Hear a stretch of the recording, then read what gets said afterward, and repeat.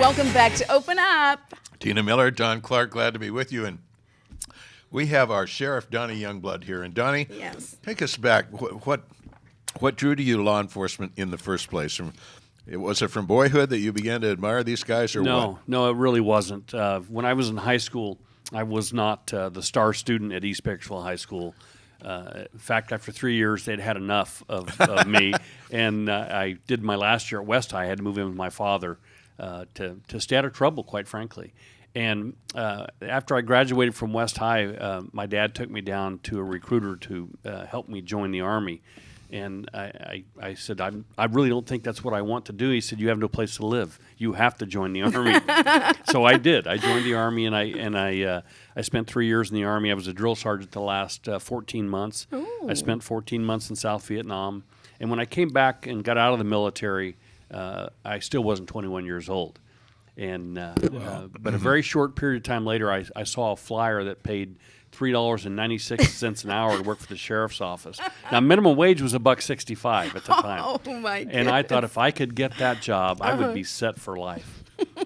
And I was, but not because of the money. It was because I got into a career that was so intriguing, so exciting.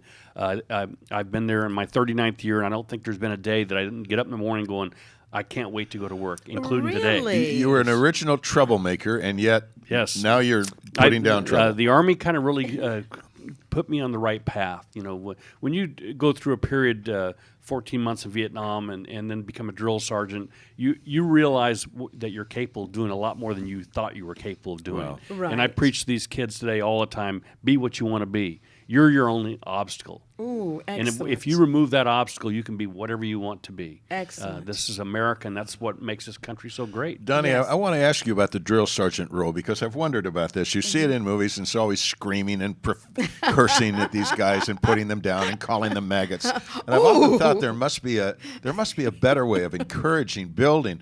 What path did you take, and did you match the stereotype? Or Yeah, I think you just described me pretty well.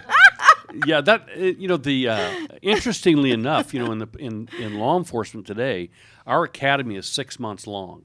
So to be a police officer, you must go to the academy for 6 months, and it is a high stress boot camp. And you get yelled at. We tear you down and we build you up. Yes. But at the end of that 6 months, it's an amazing transformation of these young people. There's a balance. You know, there's no necessity to call people names, Right. but you do have to take some barriers down and then build them back up. Yes, And yes. I was a 20-year-old drill sergeant. And I think it speaks volumes for what I was like. You know, Yeah. I was 6'3" back then. No, I'm kidding. I was believing that. You know, he said something when I was... I thought I was 6'3". Well, that's good. It's good to think of your on the inside. In the Navy, when I was in the Navy, the same thing, your words, how you describe tearing them down and building them up. That's the way I describe what happened to me in the Navy. They just stripped me of what all I was and built me back up. So very glad I did it. Yeah, it was a turning point in my life. And then I came to work in the sheriff's office in 1972 and worked for 30 years, and I retired as a commander, and then a couple years later came back and ran for sheriff. Wow. It was very interesting at the break. Donnie was telling us about your race, and you and your opponent decided in advance Yes. that you were going to end up as friends. In spite of the news media, because they did their best to make Sheriff Wimbish and my race contentious, and we just shook hands and said, "This is a race about what we bring to the table, not attacking you." And he kept his word, and I kept my word, and that means even though he lost the election, we can still go to a function, shake hands, and still be cordial to each other, which is really unusual in politics today. Yeah, and that's so good to hear, isn't it, It Don? really is. What a model you have set for all of our leaders. I hope I could be that gracious if I lost an election. I mean, really, if you think about it, it's painful to lose an election. You know, I wonder if I might insert here. I was reading about a National Public Radio reporter was asked about the McCain Obama race, what was his most memorable memory? Because he covered that, and he said it was at a Grange meeting, and he said the two candidates spoke one after another, and then they both had to rush off to a big city to do it, and so the people were left behind, and they both listened to both sides, and then they ordered in pizza and beer, and then they all shared it together, and then they all folded up the tables and chairs, and I thought, what a wonderful model of America to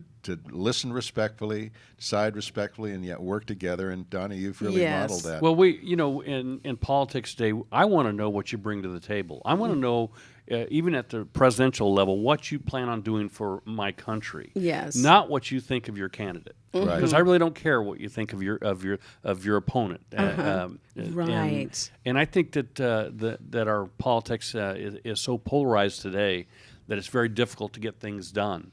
And not just in California, but in the United States. And I think that we really need to look at that.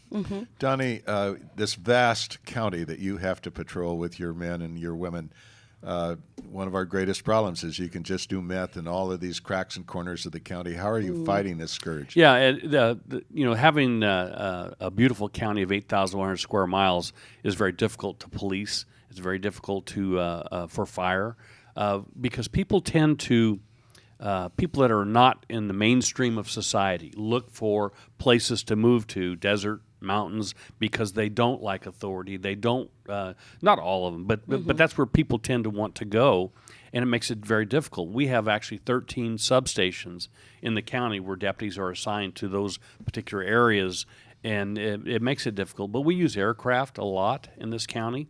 Most people don't know, but we have 8 aircraft in the sheriff's office. And 5 helicopters and 3 airplanes, and so we use all the resources that we can because this isn't a very small county where you can. When I tell sheriffs in the East Coast that for me to drive to my second largest city is a 2-hour drive, they can't believe it. They go, we can go 2 states in 2 hours. 2 hours. Yeah.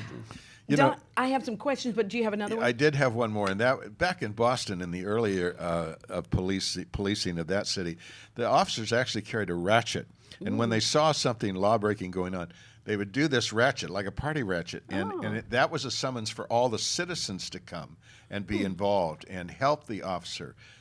What do you see as citizens helping? Good question. We get a lot of involvement from our community. You take a community that does not get support or support their law enforcement, they're ineffective. Because we're not these miracle workers. Right. We solve crimes because bad guys can't help but tell their friends and people what they've done. And some of those people come forward and say, here's information we think that is important.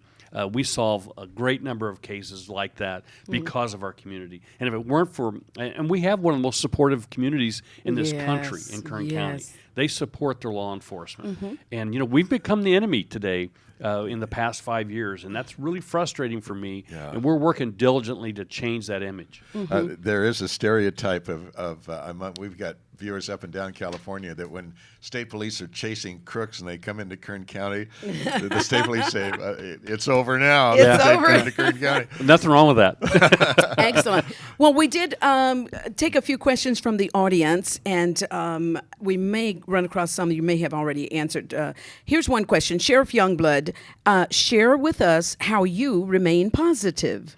It's really easy in today's world with what's occurring with law enforcement and what the media portrays, that it's very easy for the public to become negative because all they're seeing is the negative. Yes. And I look at that every day there's over 1 million contacts in this country with law enforcement and the community that they serve. And once in a while, we do something stupid. Once in a while, it just occurs. And what we have to understand is in today's world, everything is on camera. And so what's happened is the media has taken these events where officers have used force. And I didn't say excessive force, but used force. And the public's never seen that live in their televisions before, and they perceive that as excessive force. And some of it, don't get me wrong, that we're humans. We hire from the human race, and we sometimes make serious mistakes. But use of force, the use of a baton, is given to the officers for a specific reason. And when they use that, that's not necessarily excessive force. Right. So I look at the world as, especially our county, as the greatest place. I get up in the mornings. I know my purpose is to protect and serve the community. That they elected me to do that. Yes, and yes. that's really empowering. Yes. That's a heck of a responsibility. This badge never grows. It never gets big on me. It's a symbol. It's not something that I can hide behind. Excellent. You just answered this next question. When you wake in the morning, what's your mentality? Yeah, it depends. You know, I woke up this morning, and I get up at 5 o'clock every morning. But I distinctly remember waking up this morning thinking, okay, what have I got today? And usually I don't know. I usually have to get up and look at my phone to see what I have planned for today. But I knew I had the radio show, and I knew I had a 3 o'clock appointment, a conference call, and then I knew I had some media events that would take place because of the statements I made yesterday about ICE and about immigration. Okay. And I know that's going to generate media requests. You know, Tina, I think Yes. there's one thing that here's a man that's one of the busiest men in our county, Yes. and yet you find time to stay physically fit. That is a wonderful discipline. yes. It's Tell not us. just, I hike a lot. I set my goal of over 80 miles every month in mountains and climb to get my cardio going. But you know what it really does, Don? It clears my mind. I can go out and spend 2 hours hiking, and it's over with before I even know it, because I just kind of lose sight of what I'm doing and where I'm at, and that when I get through, my mind is clear, my body feels Yes. good, and I think you have to do that. And you're out there close to God. Yes, absolutely.